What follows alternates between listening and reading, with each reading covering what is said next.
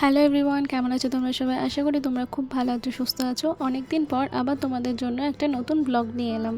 তো আজকে আমার প্রথম আইবুড়ো ভাতের ব্লগ আমি তোমাদের সাথে শেয়ার করব। শর্টস ভিডিওতে তোমাদের সাথে আমি অলরেডি আমার আইবুড়ো ভাতের ভিডিওগুলো ছোট ছোট করে শেয়ার করেছি। তো আজকে চলে যাবো একদম ডিটেলসে বড় ব্লগে। তো আজকে তোমাদের আমি কোথায় গেছিলাম, কি খেয়েছি সব নিয়ে তোমাদেরকে বলবো। আমার প্রথম আইবুড়ো ভাত, তো আমার প্রথম আইবুড়ো ভাত তো আমার জন্য খুব স্পেশাল। আর আজকে খাওয়াচ্ছে আমার বন্ধু অন্তরা।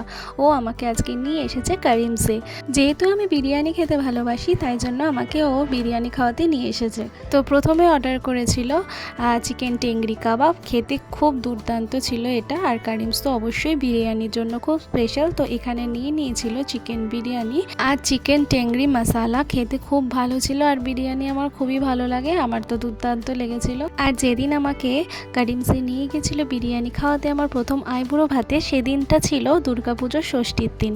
সেদিনকে প্রচণ্ড ভিড় ছিল। আমরা সকাল সকাল তাড়াতাড়ি বেরিয়ে পড়েছিলাম, কিন্তু তবুও দুর্গাপুজোর জন্য প্রতিটা রেস্টুরেন্টে ভিড় ছিল। তাই আমরা এখানেও প্রায় 1-1.5 ঘন্টা লাইন দেওয়ার পরই তারপর ঢুকেছিলাম। আর তারপর অর্ডার করেছিল বাটারস্কচ আইসক্রিম। আমার তো খুবই ফেভারিট আইসক্রিম, আর আইসক্রিমটা খেয়ে বেশ মনটা ভালো লাগছিল। আর এই দিকে পাশে ছিল মশালা কোলা, যেটা আমি প্রায় 2 গ্লাস খেয়েছি, কারণ সেদিনকে ছিল প্রচণ্ড গরম। আর এই গরমের মধ্যে খালি জল খেতে ইচ্ছা করছিল।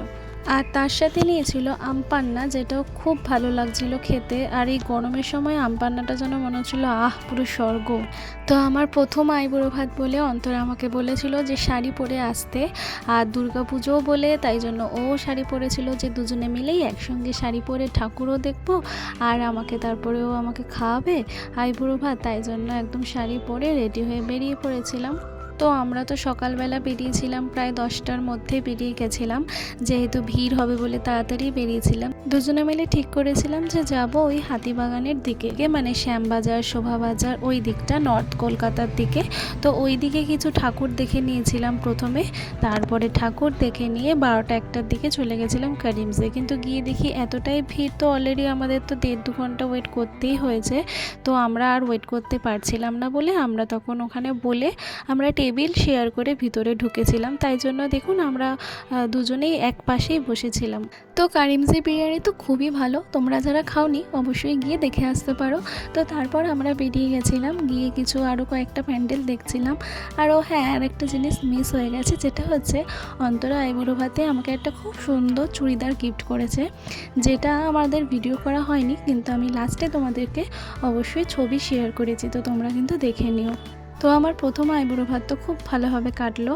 আর এরপরও আবার অনেক জায়গায় নেমন্তন্ন আছে আইবুড়ো ভাতে। তো সেই সব জায়গাগুলো গিয়েও তোমাদেরকে আমি অবশ্যই ভিডিও শেয়ার করে দেখাবো। তো রইল তোমাদের জন্য কিছু ছবি।